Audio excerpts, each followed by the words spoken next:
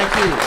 And I'm really pleased to be here with you tonight and have this many young people in to just chat about what our heritage is really like. And to see a couple of uniforms tonight also pleases me. I have a son who's on active duty tonight in the United States Army as a captain, West Point graduate, and I'm very proud of him. I'm proud of anybody who serves their country, whether they're one of the police officers here tonight or one of those in uniform in our military. But I'm just pleased to be here. Professor LaRosa, for you to put on this seminar is a special treat. The American Cause by Russell Kirk is kind of a classic, one of those small books that we know about but very few read as they should anymore. I could tell you lots of stories. I'm going to tell a few anecdotes tonight. One of them is going back to my University of Florida days. I hate to admit my age to as many young people are in here, and those of you, including the professor, are younger than I am, I know. But now, almost 50 years ago, I founded the Campus Conservative Club on the campus of the University of Florida. And back then, in that period, the Vietnam War coming along and so forth, that was not a very popular thing to do on a college campus from the politically correct standpoint. And I guess I've been doing things that haven't been politically correct for a long time. And I think that's what the American Cause is about. It's not about necessarily a philosophy, as Russell Kirk says, as it is about what America is. And it's about learning about our heritage.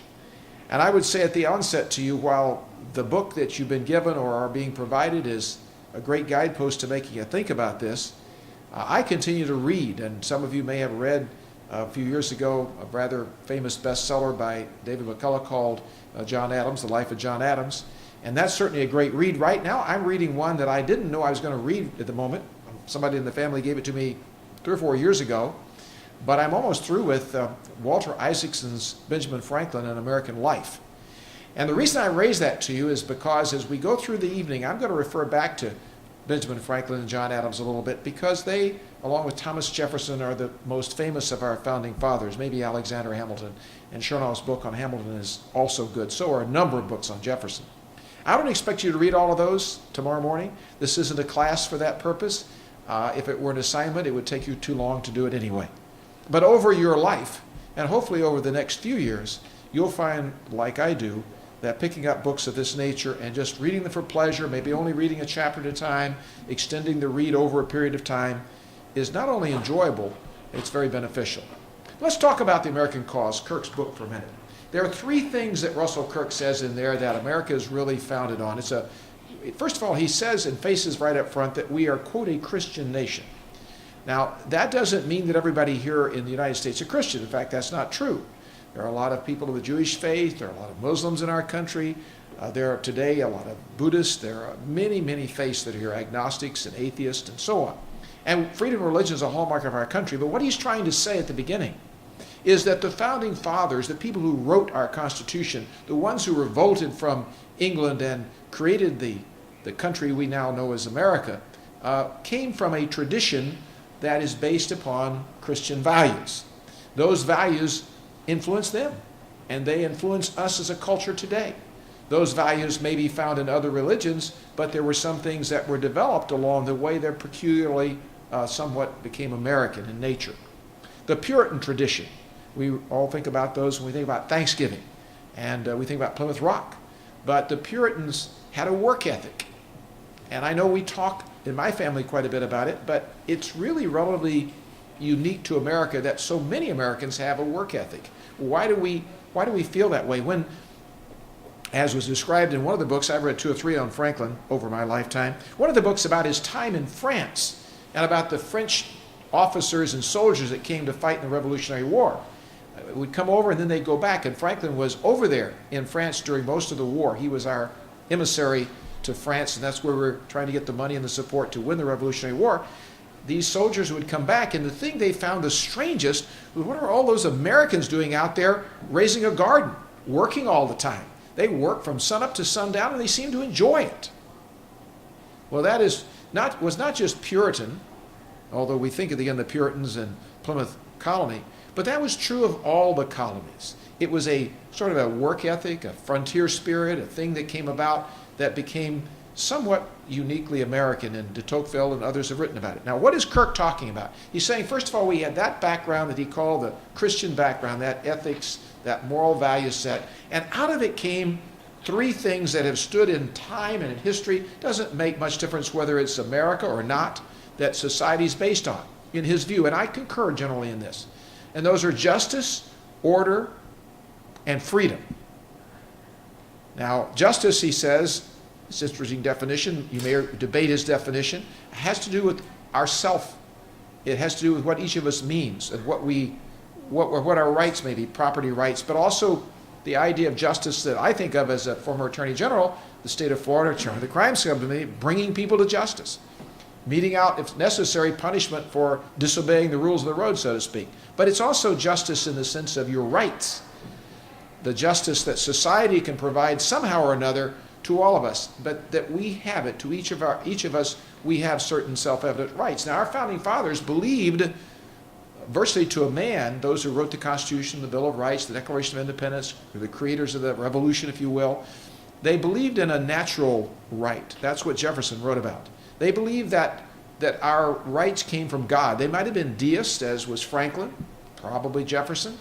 That means they weren't really Christian in the traditional sense we think of believing Christ as a deity, but they were men of God, men who believed that the rights that we all had came from some divine being, and that we have inalienable rights, as was written into the famous document. And I think that's important to remember, that the sense of justice that Kirk's talking about are these in this inalienable right, this sense of natural order that comes, that God gave us that right, and yet in order for us to perfect that, you have to have order. You call it natural order or natural right, but you have to have order. His sense of order, you could have order if there was tyranny. Order means not having chaos.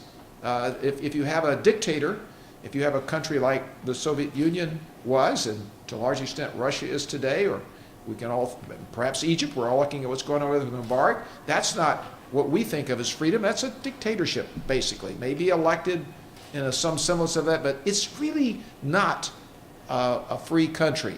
But up until this past week or so, they have order in Egypt, right? I'm not so sure they have order in Egypt right at the moment. That's one of the big issues, is the absence of order there. But nonetheless, order is very important. You can't have a functioning society, you can't have all the things you want without having order. So that's the second big pillar in his lesson plan for us. And the third one's freedom. I remember when I was in high school, I wrote an essay on what freedom means to me. That was, I think, an American Legion contest, if I'm not mistaken. Maybe it still is. And I really worked hard at that. I didn't win the contest. I think I was like the third runner-up or something. I was in the state competition, though. And I was like third in it. I was really proud of myself. I didn't bring it out to reread it in order to bring it here for you, but I still remember, to me, it was all about choice. When it came right down to it, it's you and I having the right to choose to do what we want to the greatest extent possible. Well, we maximize that choice and still have a way where somebody else has his or her rights too, which is part of the order, part of the justice, part of the system. You can't have freedom in the abstract. That's the part about the revolution maybe in France, the idea that Kirk talks about over there. If you really think about it, for you and I to be able to have the right to choose to do whatever we want to do, we can only have that up to a point. That point is pretty broad in the United States. We don't think about it very often, but there's somebody else that's got a right to choose too.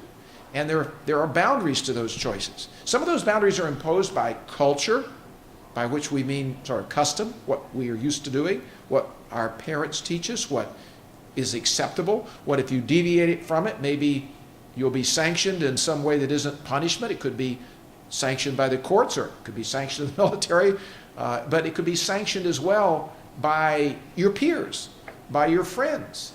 I bet everybody in this room sometime or another has done something, said something, been somewhere as a child growing up where you did something and the friends around you sort of put you down one way or another. It might have been verbally, it might have been harshly, they might have kicked you out of the group, whatever it may be.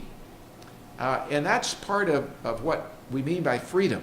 You have to have some kind of balance in the system that makes it work. Now, those are great broad principles, and I think that as he wrote in that book that you're reading, it is something that isn't unique to America in the sense that those principles are, but putting it together the way we did, to be able to have a country that has had as long a period of time with as much individual choice or freedom as we call it as we have, to have as much high standard and quality of living and material things, to be able to have a nation that is able to have fairness and justice and have so many people benefit from it is truly remarkable. And so I want to take it out of the abstract. I'm going to take my coat off and talk to you about some things that are hopefully a little bit more entertaining than just being dry and talk about principles. Yet I am going to talk about principles in the broad sense. 7 minutes after President Obama signed this health care bill, the Affordable Care Act, into law, I filed a lawsuit to have it declared unconstitutional. All you have to do now is push the button if it's prepared and file it. There are 20 states, 19 others joined me in that, now 26, including some governors that came in to represent their states, challenging the constitutionality of this law. On the surface, everybody wants better health care, so you can say, well, what's wrong with this bill? Why did you do that? Well, I did it for two principal reasons. One, it's bankrupting and can bankrupt our state, which is a very practical matter.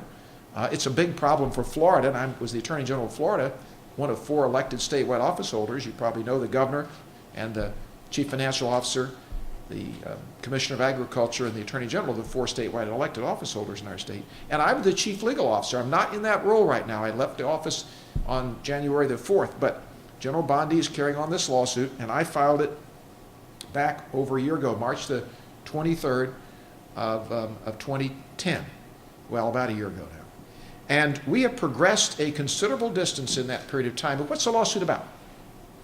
It's not just about the fact that it's going to cost the state of Florida money. There's a part in it that's the most notorious called the individual mandate.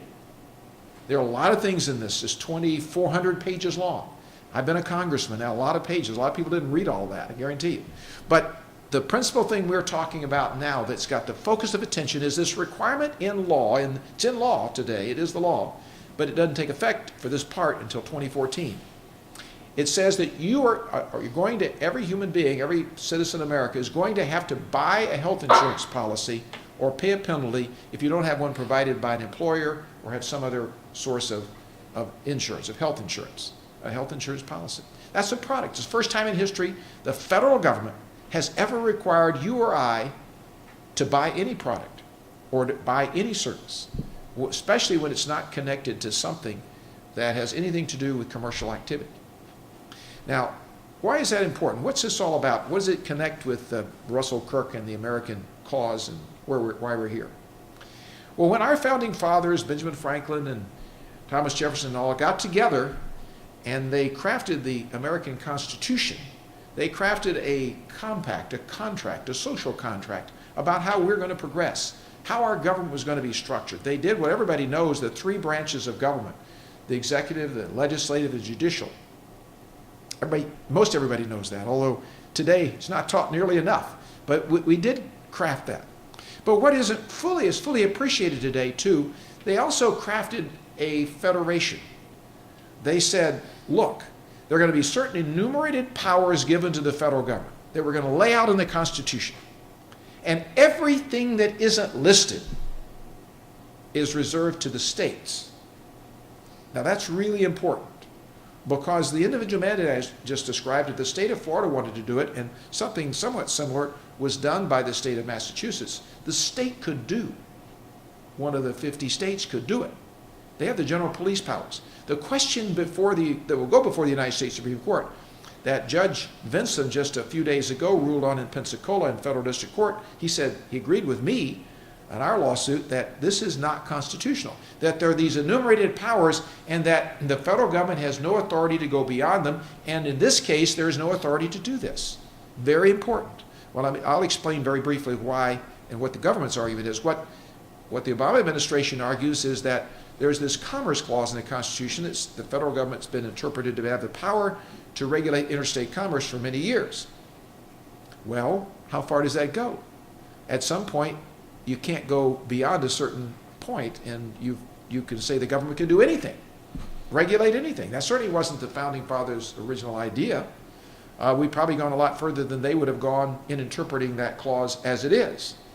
But the U.S. Supreme Court has said there is some point we We haven't completely defined it where you can't go any further. Well, Judge Vinson said this is beyond that point. We've never before said you had to buy a product like this. You were just sitting at home watching TV, not doing anything in the sense of commercial activity, and you're being required to buy a health insurance policy. Well, the Justice Department, the Obama administration, argues just sitting at home watching TV and not buying an insurance policy is affecting commerce because in some way you are, by not buying a policy, affecting everybody else's cost of insurance or cost of health care or whatever it is. And by a circuitous route, they're getting to the point of arguing everybody sooner or later is going to go to an emergency room, everybody sooner or later is going to go need health care. So in doing that, you're engaged in commerce, and somehow this is commerce and we're going to regulate it. We have the right to regulate. We have the right to do. Why is this so important? Well, again, I'm only talking about this bill for a minute. But the individual mandate is so important because it's the linchpin of the law. All 2,400 pages. When they cover pre-existing conditions and require insurance carriers to say in the future, when somebody's already sick and we know you're sick and we know you got a disease and we know it's very expensive, you're going to have to, insurance company, insure those people. You can't deny them coverage, which this law is already in effect doing that. Then somehow you got to give the insurance company a way to make up for their losses, because they're going to take losses on that. And the individual mandate's a way to do that. It's a financing mechanism. It's the financing mechanism in this bill. They could have instead gone out, as Robert Roush, a former Secretary of Labor, suggested it might be the preferable thing to do, and they could have said, we're going to make you add to employer tax. We're just going to change Medicare and make everybody covered under Medicare. We're going to tax everybody. But they didn't want to do that because Americans don't like paying a lot more taxes. Medicare is not working very well anyway, so they chose this other method of dealing with this issue they thought was important. But the key point here is that when our founding fathers set up the structure of our courts and set up our Constitution, set up the system of government that we have, the founding fathers said, look, there are just certain enumerated powers, you can't go beyond them. If we start willy-nilly just exploding off the chart and saying, we can disregard all that, as some people say, and say, wow, the Constitution is a living document, we can interpret it any way that we want to, then at that point in time, we've broken down those things that make America unique, that are critical to our culture, to our way of life, to our order, to the justice and order and freedom that is described. When Benjamin Franklin was in the book, if you ever get a chance to read it, you'll find this part fascinating. I did.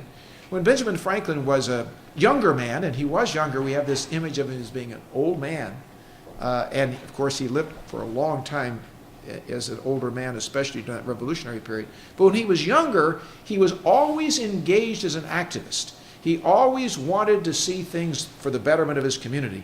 He had this part of American culture that wasn't just a work ethic, because he certainly worked hard. He was a printer. I think everybody knows that he apprenticed to do that. Then he was a self-educated man. He learned a lot of things, but he got very engaged in trying to influence outcomes of what was going on. And in the early days, the colonies were loyal. They didn't want to have a revolution from the English, the British Empire. They didn't. That was not the intent. But they had problems with the Indians. At one point, Franklin went out with George Washington and was engaged in setting up the fight in the French and Indian War way out in the West in what's now Ohio. And you don't think of him in that regard. He spent a lot of hours on the road. He became the Postmaster General of the United States. He became the postmaster for the colonies. That was important to his printing business, by the way. That's why he really wanted to do it. He wanted to make a buck, and by all the newspapers, there were very few then. If you couldn't get the mail, if you couldn't use the mail system to get them delivered, then you were just isolated to a little town. Philadelphia was just a little town in those days. So by becoming his former big rival had been the postmaster, and then the postmaster general of all the colonies.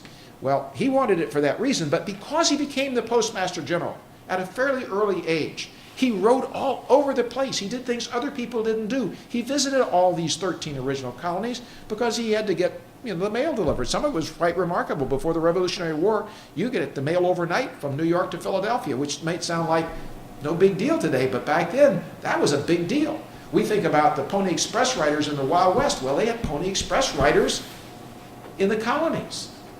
And anyway, Benjamin Franklin was overseeing all of that, and he could see the problems. They couldn't get the British to provide the resources or the money or anything else to help them fight the Indians.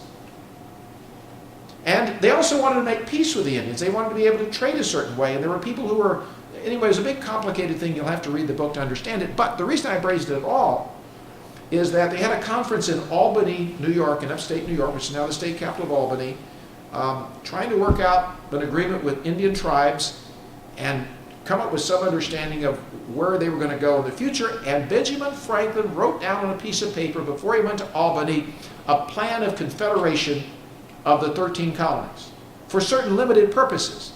But why that's important is that the structure, basic structure of our government, with a couple of minor exceptions, he wrote that years before the Revolutionary War, years before that.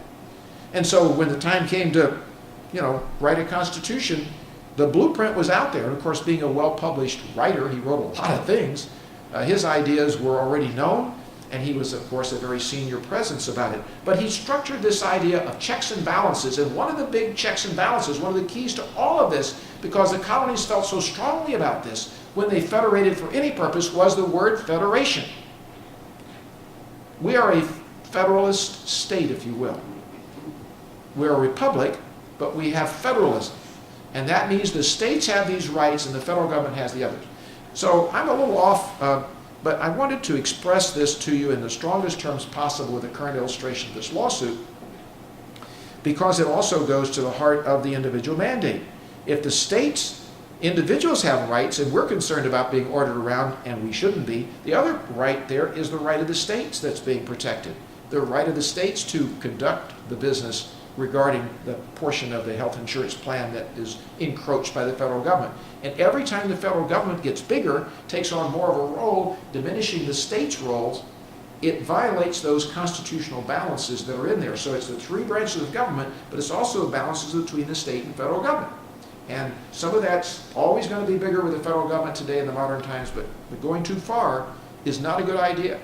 The other part of the lawsuit that I alluded to is dealing with Medicaid, the cost and all, and I won't want to get into the details on that, but it basically concerns the fact that the federal government created this great big system called Medicaid. It's 26-27% of the state budget of Florida. It's billions of dollars to take care of those who cannot take care of themselves, basically the poor. Under this law, it will take coverage up to 133% of poverty level, which is a lot more people that are now covered, and it's going to have the states have to pay a share they agreed to pay many years ago when this was set up without their ever agreeing to it. And we believe they're commandeering state assets. The judge ruled against us in Pensacola the other day saying, hey, you can withdraw voluntarily. Can you imagine what would happen if the state of Florida tomorrow morning withdrew from Medicaid?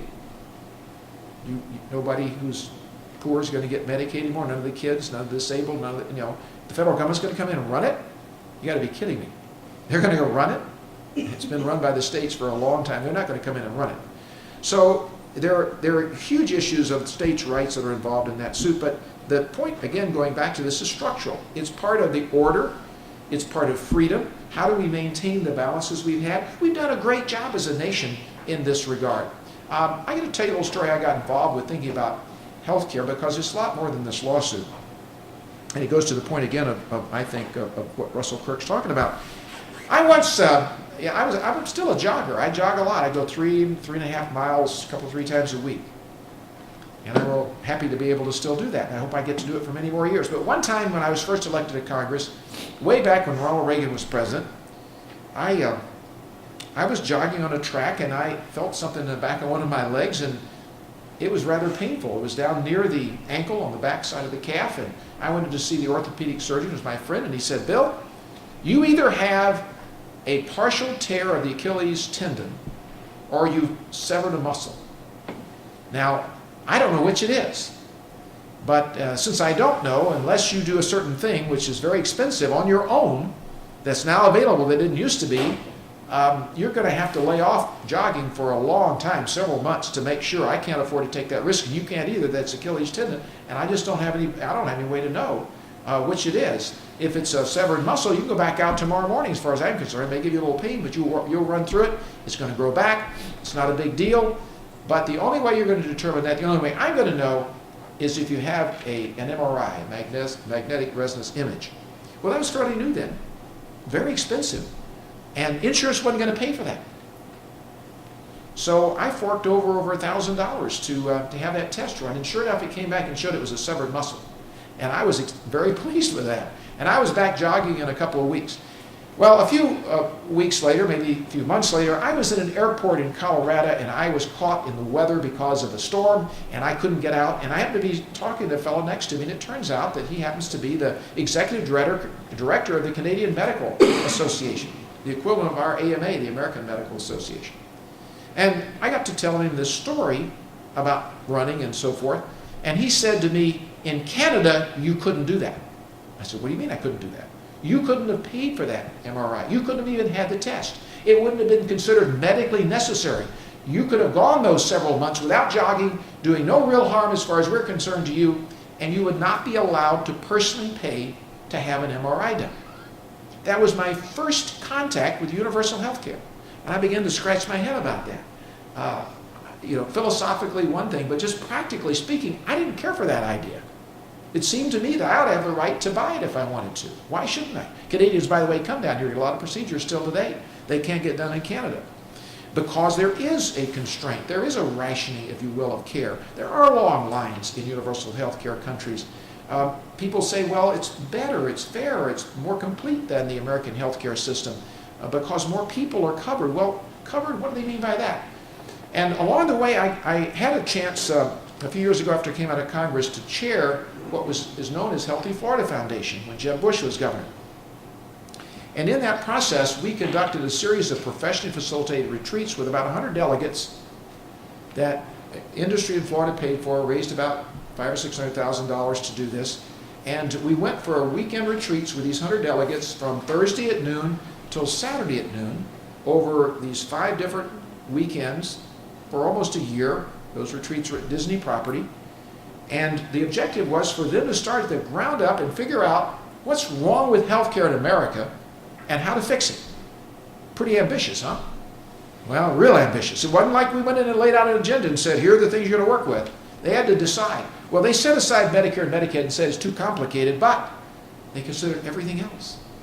And I thought it was fascinating. They got into big arguments. One time I remember a cardiovascular surgeon, one of these surgeons that goes in and does open heart surgery.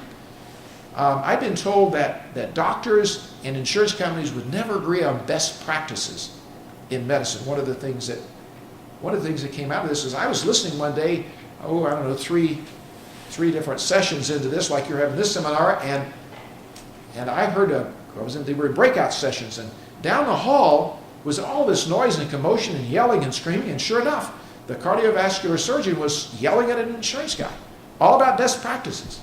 They didn't want to agree to what they did. But you know what? By the end of the 5 sessions, the doctors that were in that group and the insurance folks agreed on what best practices standards should be. And on and on and on that went. But out of that came 3 things I'll never forget about healthcare. Quality, accessibility, and affordability. That's what it's about. America has the highest and best quality health care in the world. Now, you or I can always find something at fault about it.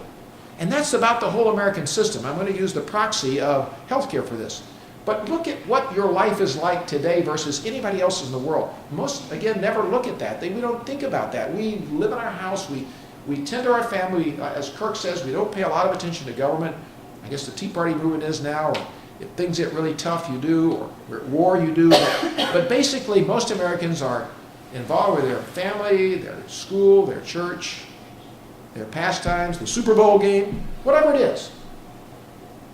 But the truth of the matter is that we are so much better off than the rest of the world.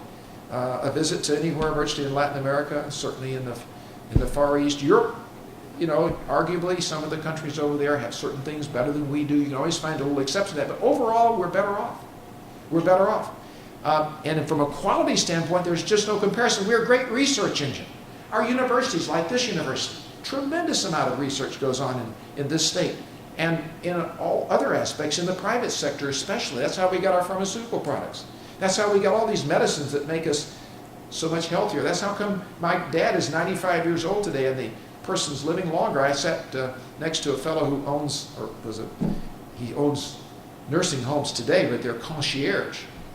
I was over in Naples, and they're only the people that can afford them can do it, because he said, I can't even afford to build a nursing home today in Florida. Nobody would invest in one if they could. It's not a very profitable business. But in any event, he was one of the officers of Beverly Enterprises a few years ago. That went bankrupt, by the way, when Medicare just all of a sudden one day cut 30% from what they were going to pay them, and they couldn't make it anymore. Boom, they borrowed money and they couldn't make it. But he said to me, you know, back when I got started in this 30 years ago, 40 years ago, and we started in the nursing home business, the average age of somebody in the nursing home was something like 67. Today it's 88, something like that. We are living longer because we're healthier, because the quality of medicine's there, because we've done so well by all of this.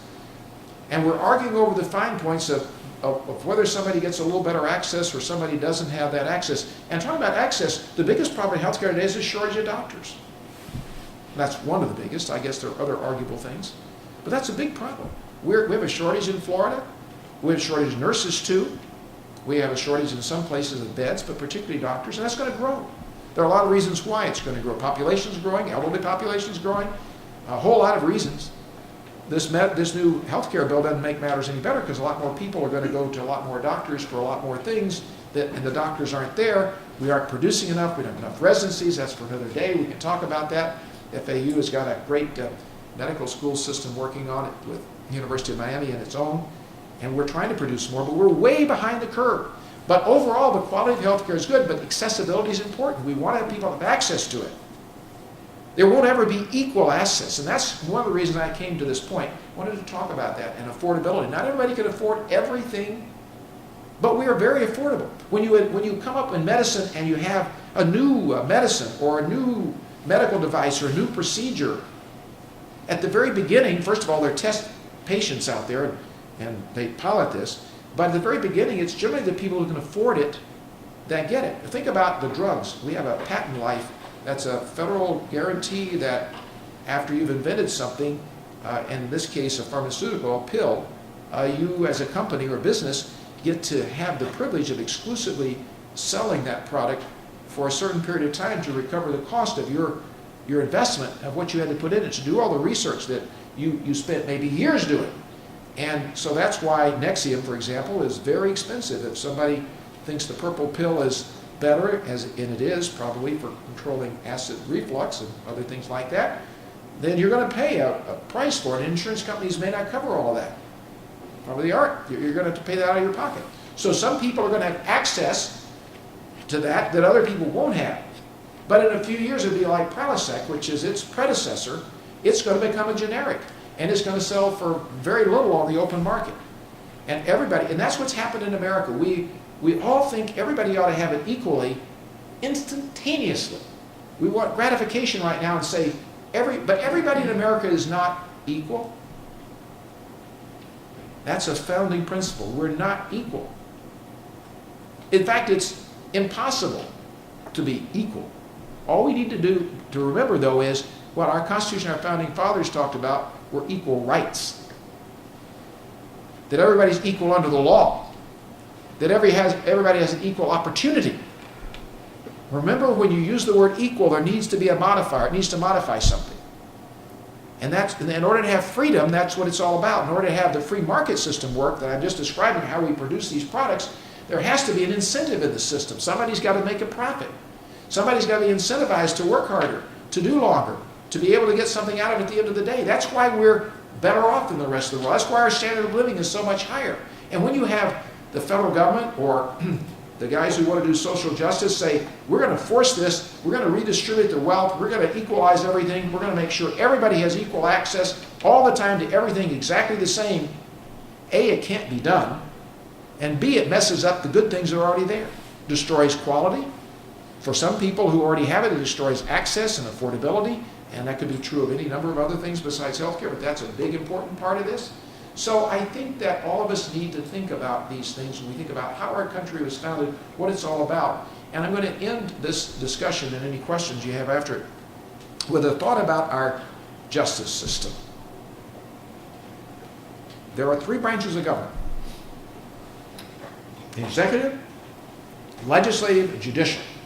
Now, maybe I'm a little biased because I'm a lawyer, or biased because I was your attorney general, or whatever, but I truly believe that The most important of the three, and listen, if we didn't have the checks and balances, none of this would work, so don't get me wrong. But the most important of the three that distinguishes America, that makes America exceptional,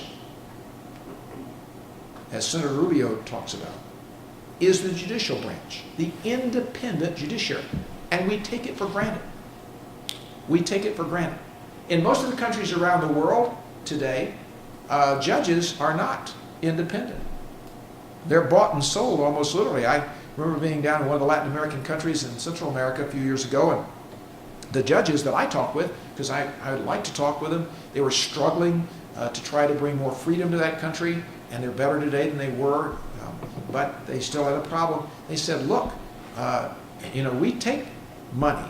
If we didn't take money, we wouldn't live. Everybody does it. And in drug-related, crime-ridden areas of Mexico, you get shot for not going along with the program. But those are extreme cases. But over the whole world, the idea of a judiciary that's independent of the government, independent of the president or the prime minister or whatever title they give the executive branch chief, or independent of the legislative branch, usually it's the executive, it's very rare that they're truly independent. And in our system, they are. What Judge Vinson did, he's going to get checked by appellate courts, but at the end of the day, when the U.S. Supreme Court rules, we all take it for, we might like the decision, but we abide by it. We take it for granted. When you go down to the local courts, you go in and make a claim for something. You sue somebody. You're in a divorce case. You're angry. You're unhappy. You may not get the ruling your way. But most of us, 98%, 99%, walk out of that courtroom, probably higher than that, and we bite our tongue, even if we don't agree with it, we abide by it. We might appeal it. There's a system to do that because it's built into our custom, into our system. We respect judges. It's very rare that you see a corrupt judge in the United States. Every once in a while there is one, but it's very rare. It's a sense, that's not law. Of course, you could get into trouble if you could get prosecuted, you get kicked out of the bar, you can lose your license. There are certainly some penalties for being corrupt. But the basic idea of the way we operate and the way we accept our judicial system, this independent judiciary, it's really a remarkable institution. It's really remarkable. Some of the European countries have a little similar custom. They have the Christian tradition, which is part of that, or the Judeo-Christian, might be a better way of putting it, of the heritage of the moral values and this sense of what's right in culture. But we, as a nation, benefit from the types of things that we have become accustomed to that we never think about. So when you're reading American Cause and you're reading Russell Kirk, don't just read the dry words that talk about our economy and the free enterprise system and its importance, or how our government's structured and the checks and balances. Think about it in terms of not only the laws that we have and the Constitution, that incredibly fabulous document that's our guidepost today, and the importance of maintaining it, because it certainly has allowed us to be the longest, freest country in the history of the world. We've also become the wealthiest in the sense of personally, individuals, comparatively speaking, from the poorest to the wealthiest in the United States are wealthier by far, better off in standard of living than anyone else. It's allowed all that to happen. But remember, too, there is this, what we all call, go to school and study it in some of the courses maybe that Professor DeRosa has, culture. We have a custom, a culture, a society that we live within with all kinds of things I'm not going into tonight with you that we accept every day and we don't even think about it. That allows us these freedoms. I might add to you, I can't think of the author's name right now, but there's a book out, you mentioned the Vietnam War, on the Tet Offensive. And I would challenge you to be provocative as I finish this part of the discussion, to read widely. There's a new book out that revisits the Tet Offensive, and it explicitly tells you how we won the Tet Offensive.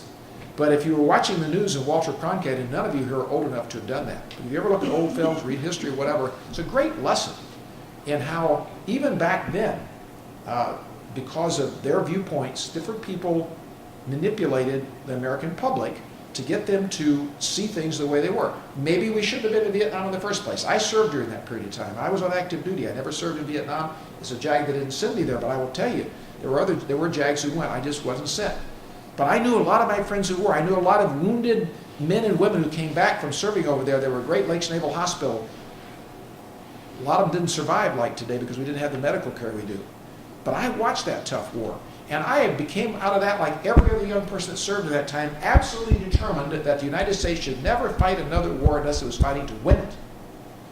And that we shouldn't have got into it in the first place if we weren't going to win it. But it's fascinating to look back now and see some of the analysis that's going on that's very real. I've heard the lecture given by the person who wrote this book, who is an editor for one of the newspapers in Washington. He's an executive director of the American Security Foundation. I just can't remember his name now. You can look him up if you want. And it is incredible to look at that and see how easy it is for those who hold the power in the reins of media or academia to influence you and I, young people particularly, but all Americans, down some path or another. And you need to be independent thinkers. Think for yourselves. Read for yourself. And go back and take a book like Russell Kirk's American Cause, dissect it, discuss it, disagree over this or that or the other in it, but come away with your own set of principles that you live by. Not rigid ideologues. I mean, when I was in Congress, I know there are compromises. Kirk even talks about it in his book.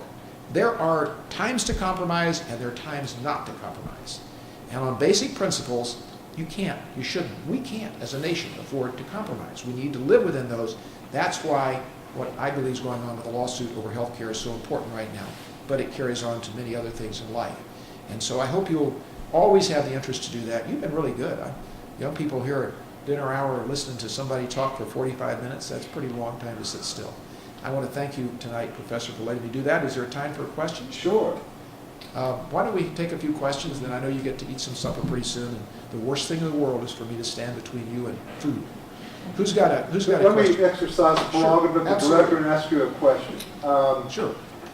You mentioned the notion of federalism, a federalist republic, but you also mentioned the court, the pivotal role, especially the Supreme Court plays in protecting or establishing the balance between order and liberty.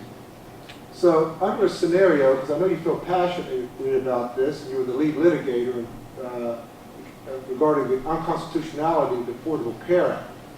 So let's imagine a Supreme Court that's dominated by people that think that the act is constitutional. What would your response be to a fallback position, the default position of states' rights and or federalism of a 10th Amendment movement that has state legislatures talking about things like interposition and nullification, if the court consistently disregards the Constitution on key constitutional questions? Well, that is, of course, a great debate going on among conservative legislators around the country today, and some activity in that regard. I don't think that would be successful in the sense of actually winning the direct battle, but like so many things in public forums, in the public arena, having the debate, having some put forward those ideas, having it actually validated is going to help, because first of all, it's going to get attention to the fact there is a 10th Amendment. It's going to get attention maybe to the 9th Amendment as well. Things that are sort of in the cobwebs of people, especially the next generation's minds. 10th Amendment, of course, is the power that's reserved to the states specifically. And I want to distinguish that while we're talking about it. When I talked to you about the health care lawsuit and individual mandate, I talked about enumerated powers. And if the enumerated power wasn't there, then Congress and the federal government didn't have the right to act. Only the states could. That is different from the 10th Amendment, where there's an actual statement of states' rights. And under that, it's been very difficult to get the courts over the years, the Supreme Court, to use that amendment to nullify law or to actually challenge the federal government encroachment on states. But the two kind of work together, and if you really think about it, the need for the 10th Amendment is just sort of a bullhorn out there saying, whoa, how about looking back on history a minute, and let's find out what did they actually say at the beginning. Now, I will tell you this, that I'm not going to go way down this road, but Woodrow Wilson and others, starting in the Industrial Revolution period in the 19th century, began to write for reasons of concern with being able to do things about labor laws and abuses that were occurring that were very legitimate by some of the robber barons of their time. They began to write papers about how the founding fathers and the constitutional view were not sacred. We can't abide by their little word. And the idea of being able to read into the Constitution whatever you want to for whatever's current at the moment became an in thing, especially on college campuses. So that today, you're here having this seminar, I think is great, but many political science departments are full of professors who grew up on the type of rhetoric and influence of those who will tell you that the Constitution is a living document and that we have to interpret it as we go along to meet the social needs of the moment. And they believe that. And they believe it probably because they went to class after class and they read paper after paper by people who wrote it, and they never really started to think about this in any real sense. The 10th Amendment move and the nullification debate would be very helpful to getting more young people particularly engaged as you are in this class, this seminar, thinking about the importance of interpreting the Constitution as the Founding Fathers intended it to be interpreted. And we got a method to amend the Constitution, not used, hadn't been used in quite a while. We've never had a constitutional convention. There are people who are scared to death of that. I personally believe, as opposed to Phyllis Schlafly, who's another conservative like me, she doesn't agree with me at all, but I believe it's very clear. We can define what it is. If you write it out right, legislatures can call for a constitutional convention just to do this and only this, and you pass exactly the same language through enough states, and you can have a convention on something that you really want to change. There's nothing wrong with change. What's wrong is not changing. What's wrong is saying, oh, we're going to just decree it. We know better. We're the leadership. We got it all figured out. We're elected. We're now going to go do this. And that's why the independent judiciary is important. So even if the court ruled against me, first of all, I would abide by the ruling. Second of all, I'd go out and I'd be as political as possible about trying to change the people who were in power and who appointed the court, of course, the President of the United States. And I would want to see more who thought the way I do as members of that court. And that's our political process. That's the way you should look at it. You have to abide by the rules of the road the way they are, but you can change them. And you should always be aware that you have the power within you to provide the leadership to make these changes. Some of them look really difficult. Some of them may take years to do.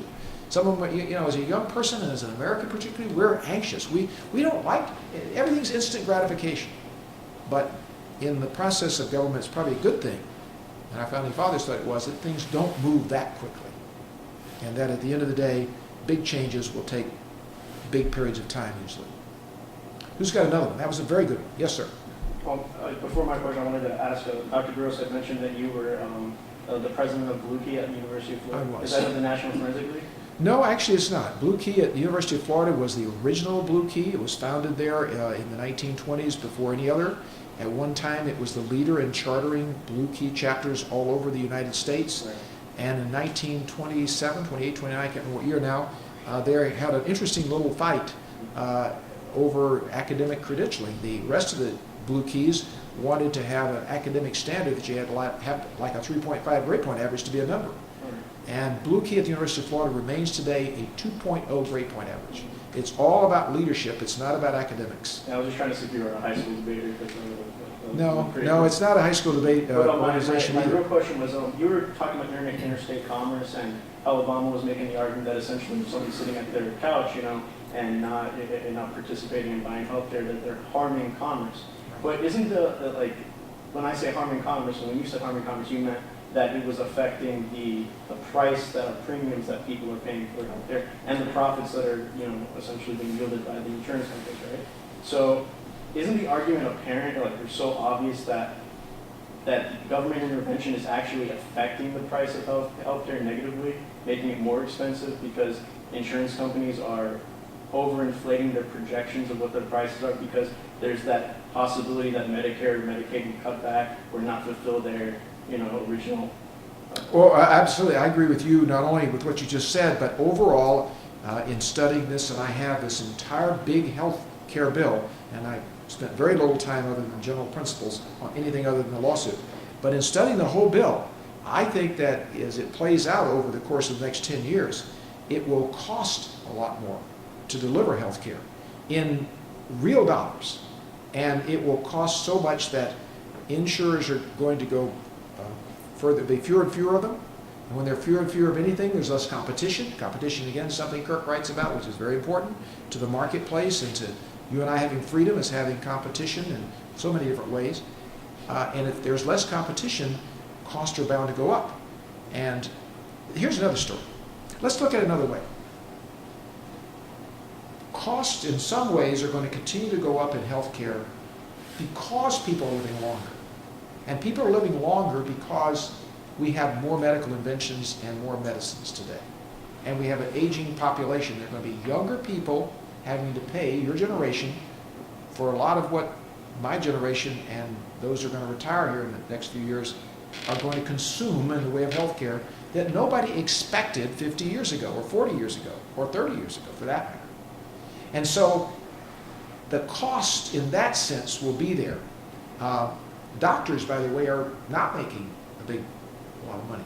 The average doctor today is certainly the regular physician you see for general practice is under $100,000 a year. And you say that's a lot of money, but it's not the $300,000 and $400,000 and $500,000 that we used to associate with doctors in some ways, or outlandishly away from the rest of the group. And when you consider what it costs to go to medical school and how these loans overhang, which is one of the discouraging factors of getting young people to go to medical school in the first place now, having this burden to come out with afterwards, you have years to pay off.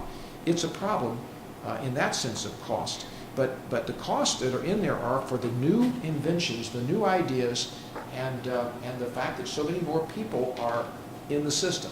So if you want to look at it another way, the rest of the debate is about cost shifting. It's about who pays.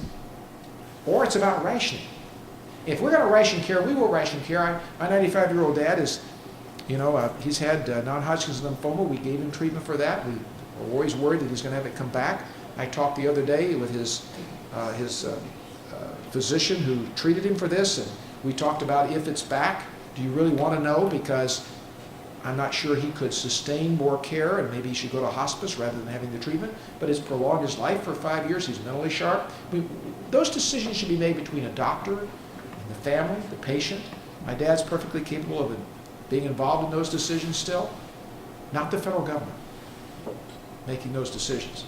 And so, but those are the two things about cost that aren't debated enough. It's nothing we're going to do in this healthcare bill is actually going to reduce the cost of medical care. It's going to shift it. It could increase it. I think it will, like you say, increase the cost. It's going to make it more expensive for individuals, especially those who are already receiving very high quality care in the next few years. It's going to increase those costs. I guess the punchline to my question was any kind of government intervention in healthcare would always increase the price. Well, I don't know about any kind, but certainly there is a cost factor to everything you do, every regulation you have in government. And that's why you have a cost-benefit analysis and that's what's I believe in that. I did as a legislator in Washington. I believe it should be done in Tallahassee. But you have to know what its real projections are, not funny games. And then what's the benefit for doing this if it's within the power of your government to do it? Again, there are two different questions here too. One is going beyond the powers that the federal government has.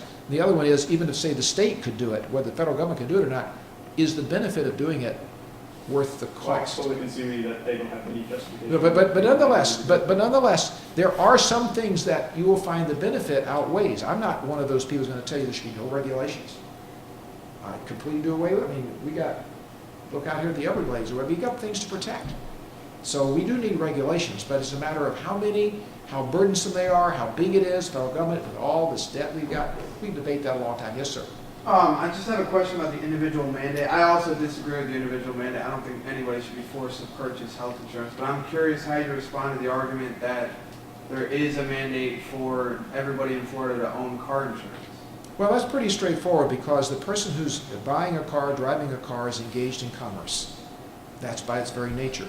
If they had proposed a tax on your wages, as I mentioned was one of the alternatives, you would have been engaged in commerce. If you're buying a product already, voluntarily, you're engaged in commerce. You can pay a tax on that, or you can pay a penalty or whatever for not doing something. If you are doing business and we have a regulation of some sort on that activity, saying you can't, if you do this, you're going to get fined because you you built a road out here and you weren't supposed to. You didn't get a proper authority, or you cleaned up a hazardous waste site and have to get the federal government's approval to do it. I mean, you were engaged in business. You were in some economic activity. But when you're sitting at home in front of your TV, it's a huge stretch to get down to the point where the Justice Department is trying to go, with saying that your inactivity is engaging in commerce. That's just a leap beyond which I don't believe Justice Kennedy. By the way, I think there's going to come down to a 5-4 decision in the United States Supreme Court. I think Justice Anthony Kennedy is likely to be the deciding vote, as often is the case now. I like to believe he's going to rule our way, but I don't know. But that's the argument right there. That's the essence of that argument. But car insurance clearly is very different, because you're exercising the privilege to drive. You're out there doing something, engaged in an activity. A better word maybe than commerce is activity, because activity defines commerce. That's the way the courts have looked at it over the years. If it's activity in some commercial sense, you're out there doing something, affirmatively, you're doing it, buying something, whatever it is, then driving a car, you are engaged in activity. You're inactive, you're sitting in your chair tonight in this hall, just sitting here. You're not doing it. Maybe you could arguably have paid for a course or something, but by and large, you're inactive. Regarding the 3 branches of government, I know that some new incoming members of the 112th Congress were talking about restoring the authority to elect U.S. senators back to the state legislatures.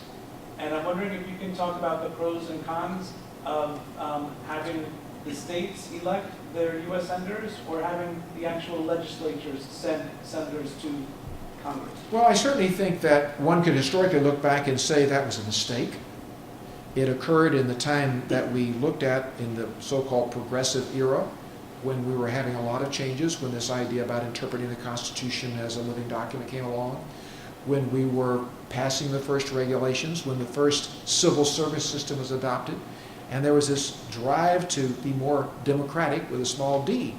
And the thought was that it's bad to have the legislators deciding this because they have too many special interests. You've heard that term a lot. Well, you can look back in history. Most of these terms aren't new. They just may have had a different meaning a little bit in the context of their time. But in any event, you look back on history, you'll see that the constitutional amendment that provided for the direct election of senators came out of this movement. And I think, having served 20 years in Congress, that you can argue that was a mistake. We're not going to change that. These fellows aren't going to succeed at that. That's an abstract argument. But I will tell you this, that as a House member, it's the strangest thing. When the Founding Fathers wrote this system, they envisioned that the House members would be the most responsive to the public, because they'd be elected every 2 years, they'd be back home in their districts, they'd be living there, they'd be here interacting with the public, and they'd be voting the way pretty much their voters wanted. The senators would have been there for 6 years. They would be there, and that time elected by the legislative bodies. They would be removed 2 times from the people, and the Founding Fathers thought that was a better idea, because that body then would be less responsive. They would take longer to deliberate. They'd be more independent of the political whim of the moment. The Founding Fathers were afraid both of tyranny, of dictator, of power centralized, but they were also afraid of the public being moved too quickly. I described a couple of those examples earlier where the public reacted, like the Tet Offensive. It's pretty easy to convince the people for a short period of time. You usually can't fool them for a long period of time. For a year or 2 or 3 or 4, maybe longer, you can do that. I mean, there are all kinds of examples in history of that. So they're afraid of both, and they came up with this system. Now, Benjamin Franklin, interesting enough, believed in a unicameral legislature. He was just fought to tooth and toenail to only have one body elected by the people. He wanted it to be popularly elected. So maybe he would have liked it this way, so to speak. But today, the Senate, ironically, is more responsive to the public, more fearful in their votes. I've watched it time and again. It's been very difficult to get them to do certain things that would be against what they'd be afraid would be the voters back home than the congressmen. There are more risk takers in Congress. Maybe the 2-year term is a benefit of that. And by the way, one last thought in that area is that I strongly and passionately believe in term limits for congressmen for 12 years, not for 6. I think 8 is too short in Tallahassee right now, for example. It's not a long enough time to get people in there, get them in the job, get them accustomed to it. But when the Republicans proposed this was my amendment in the contract with America that didn't get 2/3, but it got a majority twice in 1995 and again in 1997 to have 12-year terms, vote for the Senate 2 6-year terms, and then limit you to 6 2-year terms in the House. You could run for the other, but you couldn't serve any more than that in either one. And I think that because of the power that gets conveyed in people who are there for a long period of time, and the fact they do tend to get removed more from the public, or some of them do at least, and they get to be chairman of key committees. Now, when the Republicans are in power, and apparently they're going back to that now, after they took the majority in 1994, that election, they limited by rule the length of time somebody could serve as a committee chairman. Then when the Democrats took over, they abolished that rule. And when Pelosi was the speaker in all those last few years, some of these folks that have been around forever wanted to be around to be committee chairman forever again. You never know who's going to be in power. Whether it's Republican or Democrat or maybe some other political party someday, the party's not so important as it is the idea of the structure of government. So I agree with you, but that would have a better chance of success, in my opinion, than removing the general election of United States senators. I just don't think neither one are going to happen overnight. And I'm convinced that a constitutional convention would have to take place for the term limits one to ever occur. I don't see where you're going to get 2/3 of Congress to vote to limit their own terms. I thought it was pretty remarkable. We got over 50% of the House to do that. Not bad, huh? For something that not very self-serving. Who else has one? I know, again, hunger is bound to get you here. I know the press is going to send you out for a break in a minute. Since we adopted the Keynesian economy and friction banking, the states sold their freedom to the federal government step by step. How can a state buy their freedom from the federal government? Because they always take money coming from federal bank, which doesn't even exist. Well, the Federal Reserve System is always going to be controversial, and what happened when it was created in 1913, I can't remember the exact year, but I think that was it. The argument over a central bank has been around since Alexander Hamilton. We had one for a while.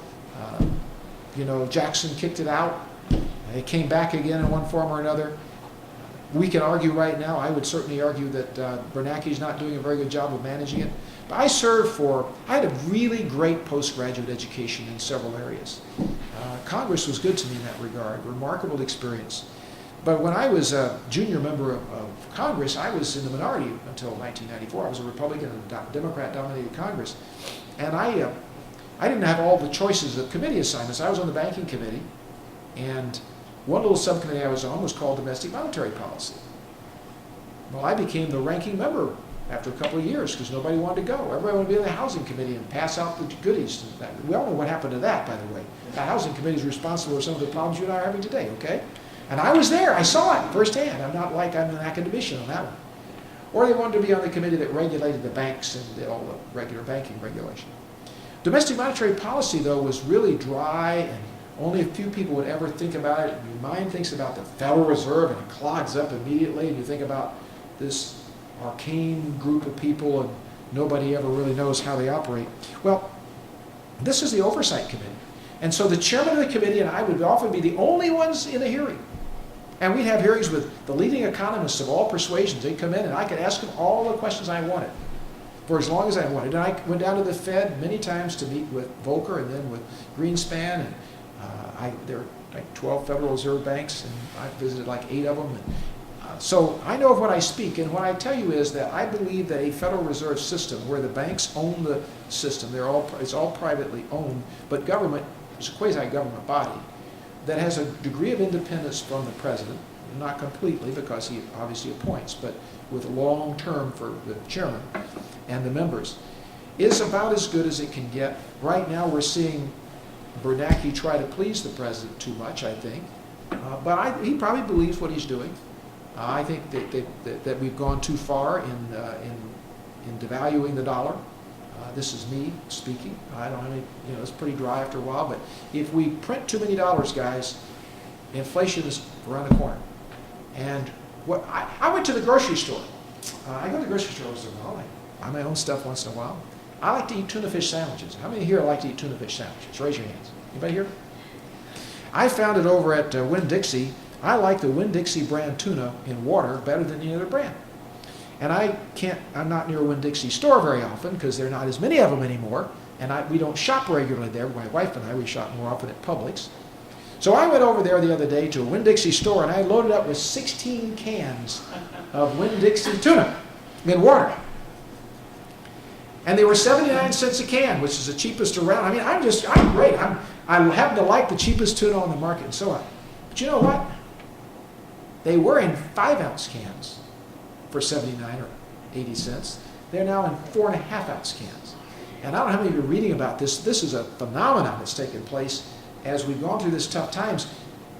People who sell products are reducing the size. They're not, you know, we used to deal with Attorney General's office, and Cindy Garage walked in here to visit tonight. Was my deputy, by the way, and she's here. We deal a lot with unfair deceptive trade practices, go after people who are misleading advertisements. There's nothing misleading about it. They'll tell you right on the can, the robo letters is 4.5 ounces. But you better watch out, because that's inflation. It's hidden inflation. It will become very apparent soon. The value of your money is less today. And why is it less? It's in less because we are monetizing debt. And that's another way of saying we're printing money, flooding it out there in the marketplace in hopes that whoever borrows it by buying bonds, U.S. government bonds, will be the ones that lose value. And we're able to spend all the money beyond our means. The federal government is way out. I mean, I can't believe the trillions of dollars we are in debt now as a nation. You can always carry some debt, but that's a whole another economic lesson, Professor. But it's one, I don't know everything, don't get anybody wrong, but there's some areas that I have peculiar interest in. That's probably one of them.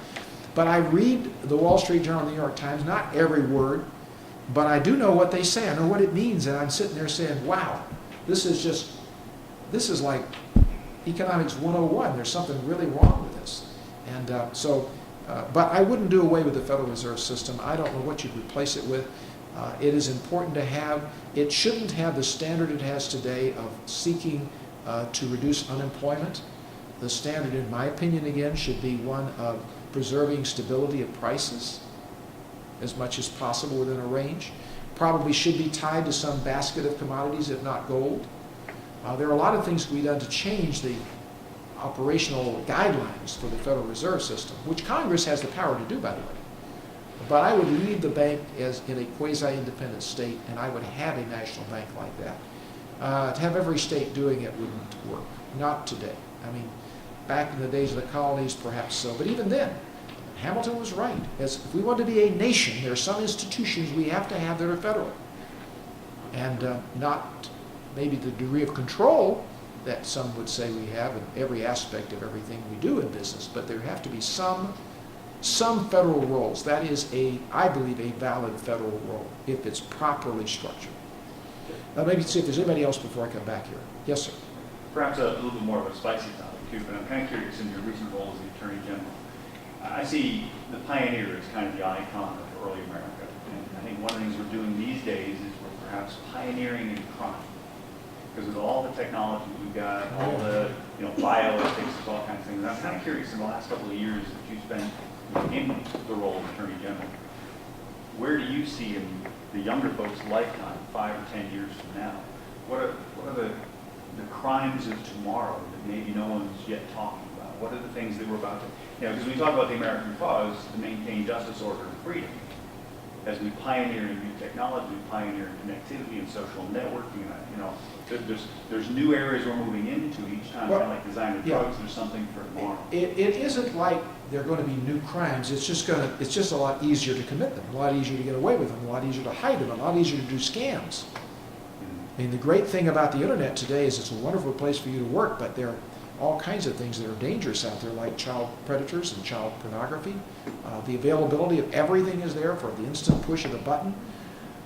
There's a lot more communication of unfair practices commercially that we're going to have to police because advertising, misleading advertising. I think there's a state or government role, if you will. I think it should be the states primarily doing it, in saying, whoa, wait a minute now. If you say, as we found out when I was Attorney General, that on the internet now, or on cell phones particularly, kids can dial up and see an advertisement that says free ringtones. You download the ringtone, all of a sudden you realize your parents probably are paying, maybe you are at your age, $2,500 a month subscription. And you didn't know you were doing that. You might not notice it if it's small enough for a while. There are lots of other things besides ringtones they sell like that. And that's a proliferation of opportunity. Is that illegal?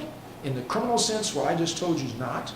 But in the sense of civil law, in the sense of the role of what we call the deceptive unfair trade practice laws, or unfair and deceptive, that's very important protections that are going to have to be enforced. I want to see this done by states, not the federal government so much. And states can do these things. I think you're going to see attorneys general in the states have an active, more active role in coming years because of the internet and because of the inability, inefficiency, not to mention the freedom question, of the federal government playing such a heavy role in so many areas. You just can't keep up with all of it. We can't keep up with all of it either. Now you ask criminal specific. I'm amazed at the amount of people who are gullible today. With all the downturn of the economy, the foreclosures, schemes that are out there to take your money and say, hey, send your money to me. The internet's not the only place they do this. They do it by phone and other ways. But the internet's increasingly common to be able to do this and hide for a while and be able to say, don't make your loan payments anymore, pay us and we'll save your home. Or on your credit card, don't make your credit card payments anymore, pay us, or do something else and we'll take care of it for you. And people will go because they're desperate. They don't want to lose their house. They don't want to, go without whatever it is they go without because they're paying these big credit card bills, or they're having somebody come after them to try to collect and they get harassed. So you're right to point out that we're going to see more. There's no vision I have, though, that can sit here tonight and say, I see this coming as the next big thing that's going to overshadow everything else. I just know there's going to be much more of it in the world of fraud, in the world of crime in the sense of threats to kidnap or to harm children, particularly. That bothers me a lot. Kids walking out meeting. We've gone through an elaborate procedure in our office when I was Attorney General. I think John Bondi's continuing it to try to have a program in every public school in the state, middle school and high school at least, and educate our kids as much as possible about the dangers of what to expect on the internet, how to avoid some of the problems that exist out there, the people who who represent who they're not. They pretend to be somebody they're not. Do you have a chat room? And that's one of the great dangers. You're in a chat room or you're playing a game or something, and you think you're talking to somebody you know. They might butter you up, make you feel good, and they're your best friend. And they're not. Now, for adults, it's a risk we're taking, probably less harmful, but it can be harmful from a criminal perspective. But for children, it's a huge issue for parents, a huge issue for kids who want to exercise their independence. I don't want to tell mom about who my friends are. I'm going to go meet Joey or Susie or whoever. And it's not Joey or Susie. There are all kinds of stories like that. That's what we're going to see. And last but not least, internationally, you wear a uniform, and I can't walk away from the room without saying this, there are huge issues of international crime, of state crime, of the Chinese stealing things from us, of the Russians stealing things from us. A lot of the internet crime that's committed today privately is committed internationally, from Eastern Europe or from the Far East or India or somewhere. But state crimes, stealing secrets, there's nothing that's secret much anymore.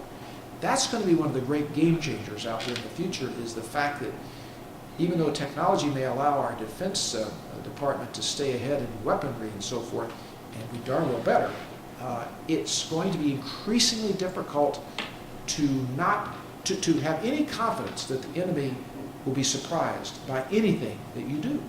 And we go to extraordinary. You heard him introduce me. I served on the Intelligence Committee and Human and all.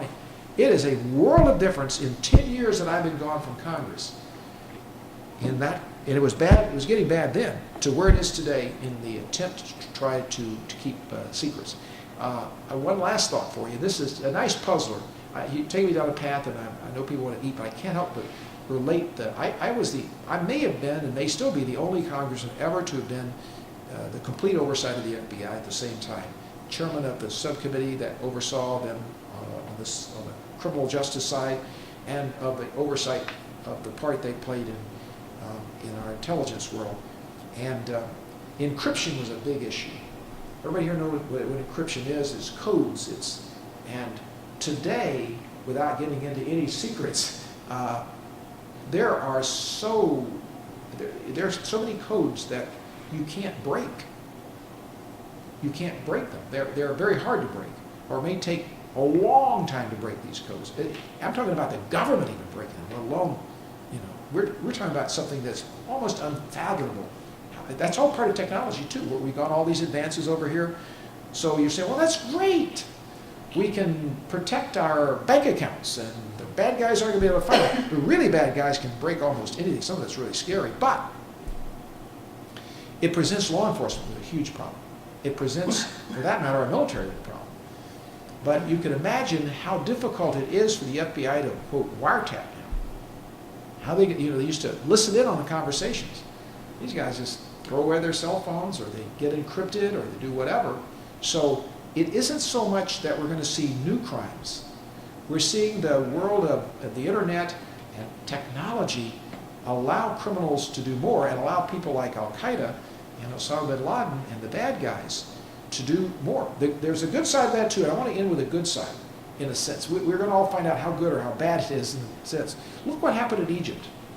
All that communications is going on. Or in China today. They try to suppress it. I read that op-ed piece the other day, maybe some of you saw it in the Wall Street Journal a couple days ago, about Cuba still the most suppressed of all, according to the articles, all I'm reading, I don't know if it's true or not, but where even though there is some of it, there's a lot less ability to text message and connectivity in Cuba than in some of these countries like Egypt. But it's going to be more difficult for the dictators to suppress and keep the people down. Now that poses other problems. You ask about criminal law. That poses problems to the issue of order. And then when you pose a problem about the issue of order and stability in a country or in a region or in the world, you pose a question of liberty too. Because just as easily as you can have a revolution, maybe more easily get people upset and get them to throw over their government, then the question is what takes their place? And we didn't talk about it tonight because that's not the purpose of this American Cause seminar, I don't think, although we may have it. Alan West can certainly talk about it when he comes. This whole movement of radical Islam is a historic movement. And their objectives, I think, are very clear. I founded that task force and I still keep up with it. I believed it all along. It's to take over as many governments and control the lives of as many people with their view of how the world should be and the moral values and the life that you lead and the relationship you have, which is less freedom than we know. They believe deeply in this as possible, specifically those that were and are large Muslim populated countries, whether that's in Northern Africa, the Middle East, or increasingly in Europe. And is that healthy? I mean, we've seen lots of civilizations change. So the technology advances are fraught with good things and they're fraught with perils. And your challenge as this generation is going to be to resolve these problems, to keep up with them, and always remember the principles. Don't ever forget them. That's why this may seem like such a simple course and very different, as you put, Professor, at the beginning of this meeting tonight. Difficult for a college campus to have this kind of a dialogue, but we need more of that. I had and this is literally the last thought. I remember when I chartered that Campus Conservative Club, I had to find a professor to be the sponsor at the University of Florida campus. And so I'd heard this one political science professor was a conservative. And I went in to see him. I said, wow, I got to find somebody to sponsor this or I can't have a club. And he sat me down and he said, no, I'm a liberal. And then he defined liberal for me. And his definition of liberal was somebody who was open-minded. That's basically it. I'm open-minded. What I find the most distracting thing about college campuses today, or the most disturbing thing, I didn't distracting, it's disturbing, is the lack of being open-minded. I'd be a liberal if that were the definition. If that is the definition, I'm embracing it. We want to be open-minded. Don't be closed-minded. Think about all these other things. I'm open-minded. I might disagree with you at the end, but I want to reason it through. I want to hear your arguments. I want to hear the other side. I think America's for everybody. But we can't let somebody co-opt us either, whether that's by using the internet or technology or ideas. And that's why you need to have the ideas, why we need to spread them, the ideas that are in the Kirk book, the ideas of our founding fathers. What's exceptional about America? We are different than the rest of the world for the reasons I described. We're different in a whole lot of ways. That doesn't mean they're wrong, but we know we're right in the sense that we've got something going here that nobody else ever had. And don't ever give it up. Don't ever let it go. Don't ever water it down. It's too good. It's too good for your children, not just for you, for your grandchildren. You need to keep it up. You need to keep the flame going. That's what the book's about. That's what this seminar, as I see it's about. Let's pass that torch down. But the only way we pass it down is through people understanding the fundamentals. We can argue over things like should the Senate be elected or whatever. You know, we can do all of that. But let's remember the fundamentals. And then we're all going to be happy into the future because we're going to continue to have the greatest free nation in history of the world. Thank you for inviting me. God bless you.